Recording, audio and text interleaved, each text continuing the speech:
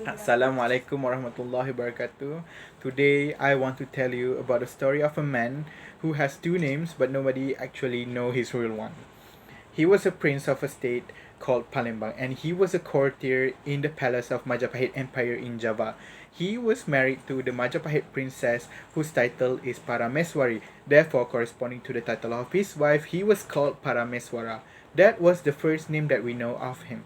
While a vassal of the Majapahit Empire, Palembang was a remnant of the previously collapsed Srivijayan Empire. The Palembang prince, owing no actual allegiance to the Majapahit Empire, sought independence for his state.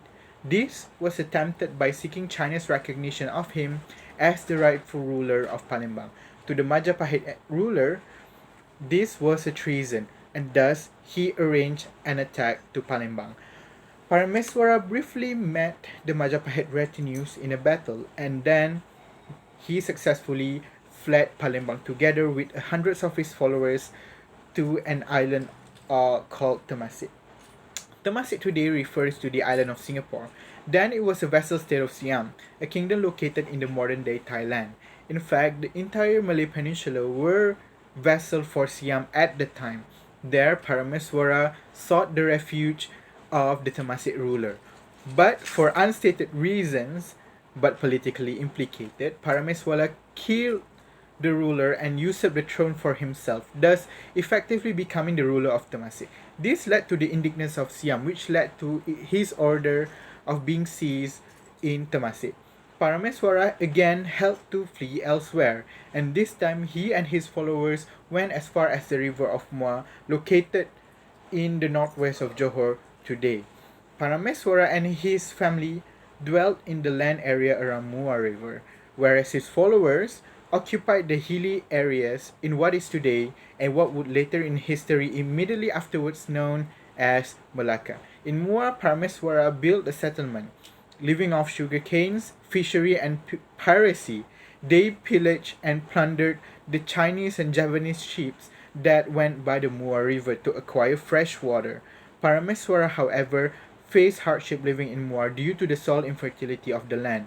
And upon seeing the Lord unhappy, his followers suggested that he move to a land space by the shore that they saw from their hilly dwelling. The place was beautiful, with rich vegetation and ripe delicious fruits, with animals like elephants and tigers in place.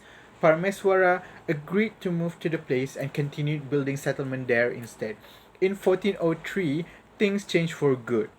A Chinese fleet bringing vast number of Chinese army commanded by Admiral Zheng He arrived in Malacca and demanded her submission to the new dynasty of Ming. To Parameswara, this was a great opportunity. Imagine being hungry and then suddenly, without being asked, one gets served with delicious food like nasi goreng. That was what it's like for Parameswara. Submitting to the Ming Emperor means on the one hand being free from the shadow of Siam, which practically ruled the Malay Peninsula at the time, and on the other hand, it means being able to be recognized as the rightful ruler and the king of the settlement that he was just building. And so he went on to China, presented himself to the emperor. By the year of 1406, Parameswara received a commission from China that brought seal, silk clothes, and yellow umbrella, which denotes his appointment as the king of Malacca. At the same time, Parameswara established political relations with nearby kingdoms such as Pasai, a kingdom to the north of Sumatra and the first Malay Muslim kingdom in the archipelago, by marrying a Pasai princess, and he converted to Islam.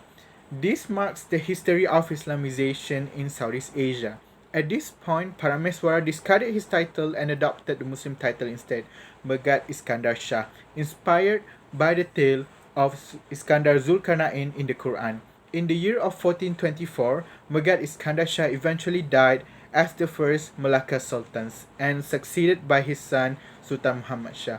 Through its becoming a sovereign kingdom and Islamization, the Sultanate of Malacca thrived as one of the greatest Malay kingdom and the beacon of Islam in the East. This was made possible due to the arrival of the Chinese, the Arabs, the Persians, and the Indian Muslim traders in the port of Malacca, turning it into one of the world's greatest emporium at the time, comparable to the Venice of Europe and the Tenochtitlan of the Mexican Aztec.